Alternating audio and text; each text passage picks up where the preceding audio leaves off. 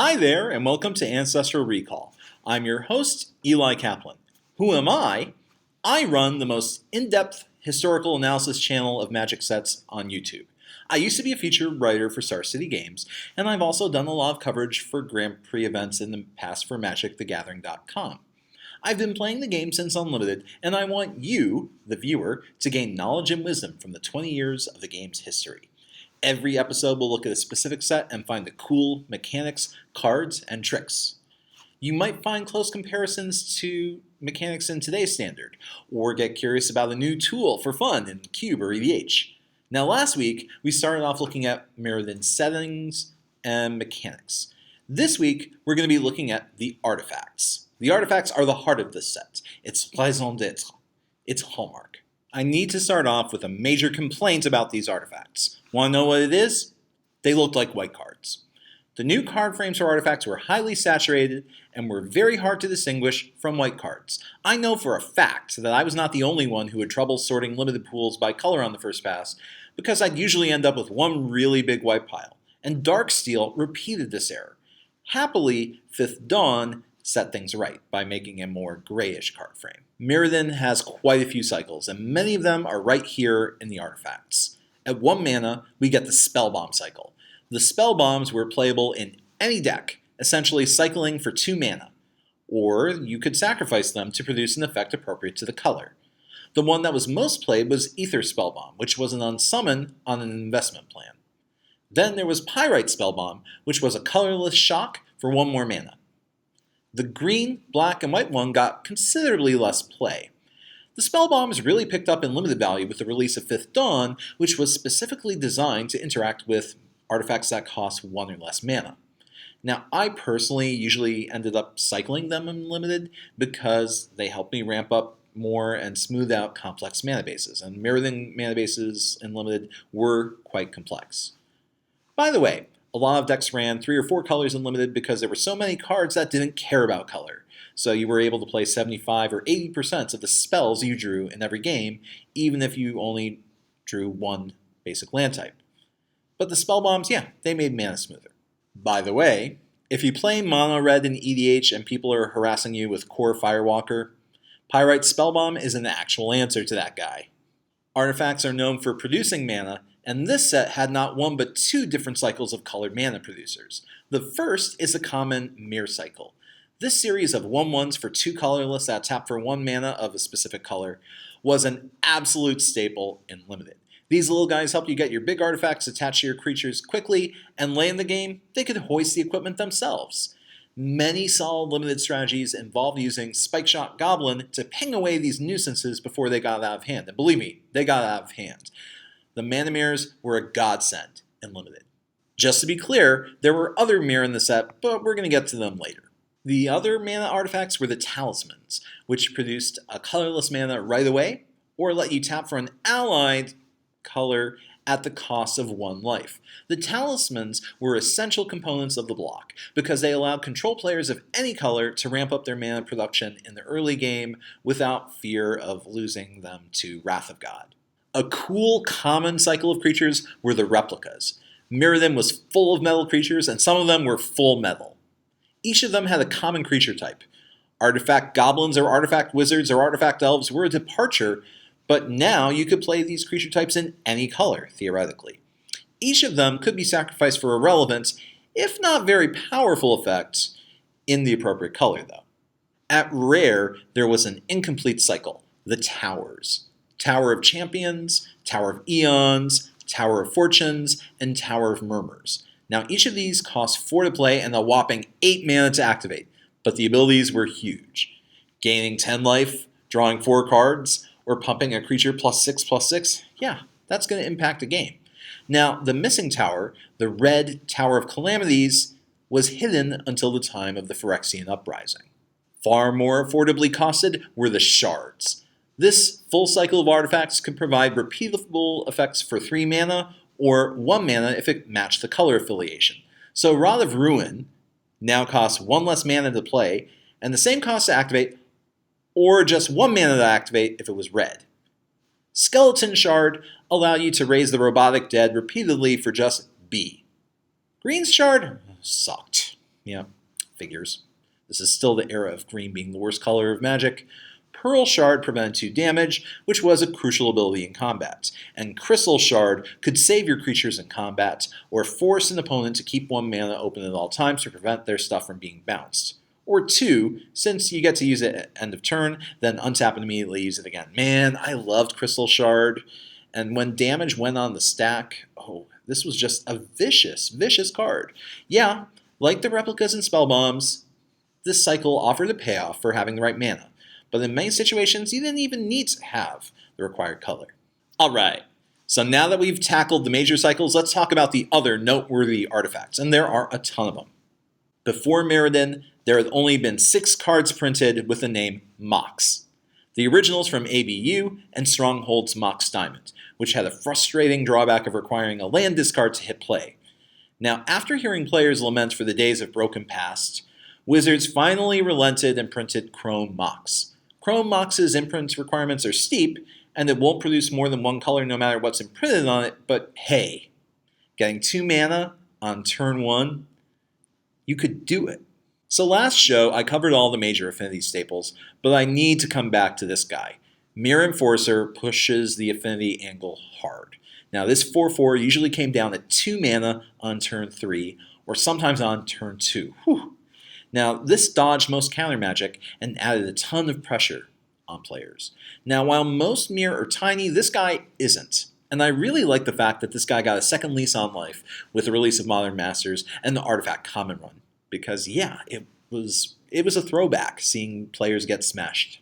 Another popular affinity enabler was Tooth of Chiscoria, a little artifact that made a creature hit just a little bit harder. Now the Tooth seems underwhelming, but if you get to play it for free on turn 1, followed by Frogmite, you can set up a chain of Mirror Enforcer on turn 2. You've got to think about Tooth and its toughness counterpart, Scale of Chiscoria, as mana ramp first and creature pump second. Bone Splitter is the most powerful 1-mana equipment in the set, turning a Mons Goblin Raider into a threat able to deal with a Hill Giant.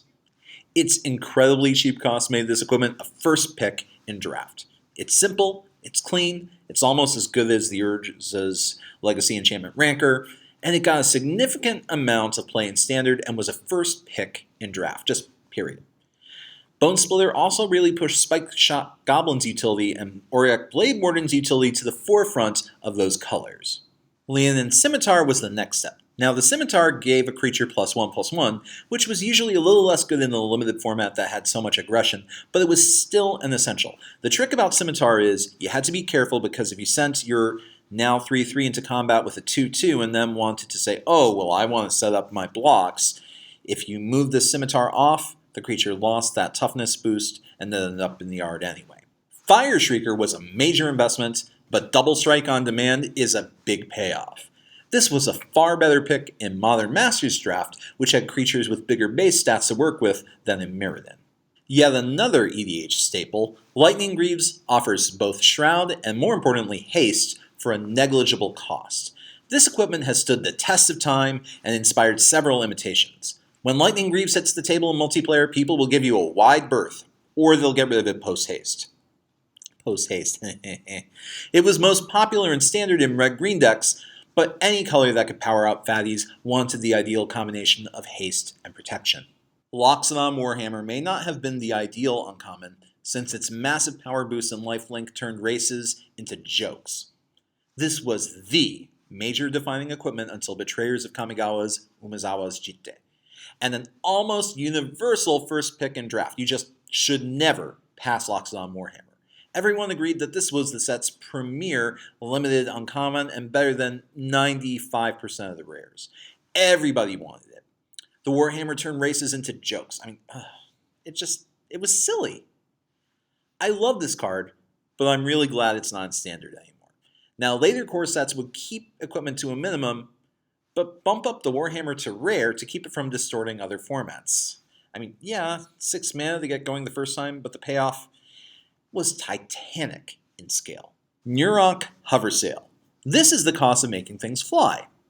This is also a complete upgrade from Arabian Nights' Flying Carpet. Here's a fun footnote. Flying Carpet also used to be destroyed when its rider died. Now let's hear it for power level errata. Boy, duplicants. This goes into almost every EDH deck without question. Now, I don't like how easy this card is to play in that format, and it's so powerful. I mean, it's just so easy to abuse. That's why I don't care for it. But duplicate is getting quite hard to track down these days. Gate to the Ether. Some EDH players like to be kind and give everyone else at the table goodies, as well as themselves. Howling Mine is a classic example of this archetype, but Gate to the Ether goes one step further, allowing players to dump the top card of their library directly into play if it's a permanent. Alright, Planeswalkers, okay, they're out of luck. But this is such a huge group hug. While you might call me a legacy or vintage player, given my time with the game, I don't really play a lot of legacy or vintage. But a card that has truly stood the test of time is Chalice of the Void. Chalice was the first artifact to cost XX and shut down an entire slot on the casting cost, including your own spells. Now, in formats dominated by 1 and 2 drops, such as Legacy and Vintage, Chalice of the Void is a dominant tool for control. Clockwork Dragon is a powerful artifact dragon. Now, this isn't Magic's first, but the combination of growth and the innovation of getting new counters at any time, compared to previous Clockwork Beasts, made this guy stand out. Gilded Lotus. Lotus? Huh? What? Did he say Lotus? When any Magic player's ears hear the word Lotus, they sharpen up, because this is a special word. This mana accelerant costs a ton, but its ramp and access to any color is astonishing. This card answers a very interesting question. What would the actual fair cost of a reusable Black Lotus be? Well, now we know. Goblin Charbelcher gets used in Vintage with spells you pitch to add mana to your pool to burn out players on turn 1. Yuck. This was widely considered to be degenerate when it first saw print, but it turns out that it never really panned out in the long run in any format outside Vintage. You know what needed a reprint? Icy Manipulator. While Icy has had a few reprints after Mirrodin, before this, it was sitting on the sidelines since Ice Age. Icy is one of my all-time favorite artifacts, and there's no way it's ever going to be out of my cube. I do love playing mass removal, and Icy Manipulator is a perfect fit for decks with mass removal because you get to tap down a guy, so your opponent has to commit more to the board, which means you sweep up more with your mass removal. And the Mirrodin Icy's art is definitely the best. This card is so versatile. Icy, you are the one for me. Isochron Scepter. When it comes to panning out in the long run, well, you can't say anything bad about Isochron Scepter. 2 mana spells in Standard were a big deal. This card got played both in Standard and in Extended, where it got loaded up with Counterspell or Orim's Chance. When this spell hits the table, I mean Johnny's smile. But this card is plenty good enough for Spike and Timmy. Orim's Chance was an extended combo deck that kept players locked out of their main phase for the remainder of the game. Ooh, I mean, that's just brutal. Brutal. Krark's Thumb hits a niche that Magic rarely visits: coin flipping cards. Every time you would normally flip a coin, you flip 2 and keep the result you want. This turns coin flips into what you want 75% of the time. I remember when I played an Ultimate of Ral Zarek and went 0 for 5. Krark's Thumb would have turned that into at least 2 extra turns. Fortunately, Wizards knows that coin flips annoy most players and avoids printing them at power levels that would get them into a constructive format. So Krark's Thumb remains a reject rare draft staple. But maybe if you've got a silly mechanic cube, this could be right up your alley. Mind's Eye is a commander staple because it lets you draw a card every time someone else does. So for 5 mana and 1 mana for every card you finagle, it's an unbeatable deal. I tried this as a sideboard card in Standard against control decks. Okay, it didn't work that well. But later on, formats evolved to the point where it was saucy. Speaking of artifacts that draw cards, a little seen artifact that casual players might enjoy, especially in tiny leaders, is Mindstorm Crown. This 3-cost artifact gives you an extra draw so long as your hand is empty at the beginning of your turn. But if you have the card in hand, you don't get the extra draw, and you take a point of damage. This is for players who love playing cheap spells constantly, and it's a cheap card to get. This card never took off in any constructed formats, but I feel that extremely aggressive casual decks and tiny leader decks should profit from trying this card out. Here's another big deal artifact in the set, Mindslaver. Taking over another player's turn is something only 3 cards in Magic let you do today, and this is the first one. Players soon figured out how to recur this card, and horrible, degenerate, sickening things followed. I love some specific cards in casual formats. Oblivion Stone is the closest thing we have to Navinaral's Disc for all colors, and it's legal in Modern. Now, Navinaral's Disc takes 5 mana and 2 turns to clear the board. Oath Stone requires 8 mana in 2 installments, but it can be used on the turn it hits play, and it lures you with the potential of keeping a thing or two around. I mean, that's the dream, isn't it? Well, it's a dream anyway. Oath Stone is another amazing commander staple, and I'm really happy that I have a few copies. Mirrodin has my favorite artifact creature for EDH. You want to know what it is? The Urquan Dreadnought, Pentavus. Pentavus may demand a ton of mana up front, but allows you to spit out fighting flyers and recall them at will. The combat step is yours when you untap with Pentavus in play. Now, my particular favorite combination with Pentavus is exiling it with a Mimeoplasm, allowing tons and tons and tons of fighters to be spat out. This particular combination is especially good with Scars of Mirrodin's Tempered Steel.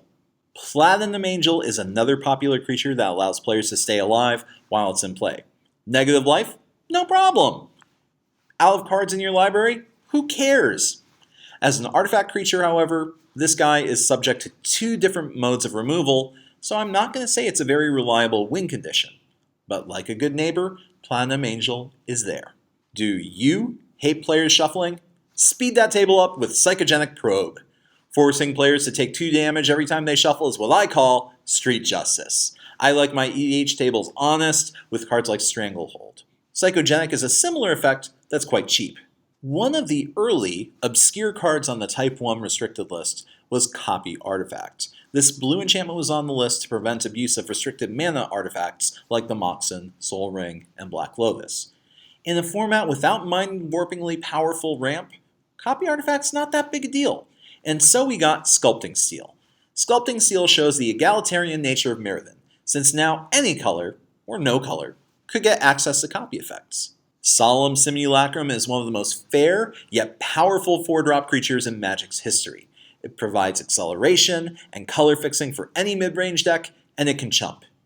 I loved running this when it was back in Standard in M12 as part of my standard Birthing Pod deck that led into an acidic slime. Now, Solemn Simulacrum was an invitational design by winner Jens Thorin, who originally submitted as a 2GU creature for a 2-2. Jens' likeness made this card the Sad Robot. The later art is more classically Mirrodin, but both have their virtues. He doesn't look that sad to me anyway. Soul Foundry is a Johnny's dream come true. Slap any creature card on it from your hands, and you can bring out a token of anything. You still have to pay the converted mana cost. This is not a free ride. But my god, is this powerful? It's card advantage, it's open-ended. Soul Foundry inspired one of my favorite cards from Scar's block, Mimic Vat. Sun Droplet is a powerful upgrade of ABU's Living Artifact, allowing you to shunt damage into a form where you can heal from it. Control players loved this artifact, and aggro players loathed it. Sun Droplet was a clear signal that mass removal was soon to follow. The way it triggers on every upkeep, not just your own, pushes its utility even higher in group games. Sword of Kaldra doesn't give any removal, but it does allow a creature to win almost any fight and take out its enemy. I'm going to tell you a great story about this card next time. Synod Sanctum is another callback to an old school card, the Dark's Safe Haven. The functionality of this card went way up despite the mana costs, because this wasn't something you had to burn a land drop on. It also rescued any permanent. There are a few other cool reprints in this set from Antiquities. Triskelion is 6 mana, but it dealt with numerous problem creatures in Standard and Block. Later on, it was a powerful component of a combo deck. I'll get to that with Fifth Dawn.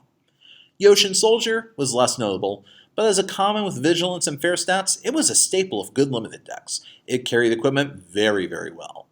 And while the Urzatron lands, Urza's Tower, Mine, and Power Plant were not in Mirrodin, they did reside in 8th edition, which enabled players to ramp up powerful effects, but we're going to talk more about those next time. I did mention their flavor last time, but the artifact lands were crucial. In affinity decks, they effectively provided the free mana for 2 or 3 spells in a single turn. This was a ridiculously powerful effect, and I was wondering at the time of Standard when they'd get banned, or if they'd ever get banned. It turns out they were able to stick around for a whole year and a half, and those 18 months were a major pitfall for Magic. And that's a wrap. Thanks for watching. Next time we're going to examine the 5 colors of Mirrodin, talk about the financial value of the top cards, and give the set a final verdict. If you enjoyed this video, leave a comment to say what worked or what didn't work for you. Also, I love it when you guys hit the like button, and the subscribe button feels even better. And if you enjoyed this video, you can always go back and see the whole of Season 1. Thanks for watching. This is Eli Kaplan for Ancestral Recall, signing off. Good games and good luck.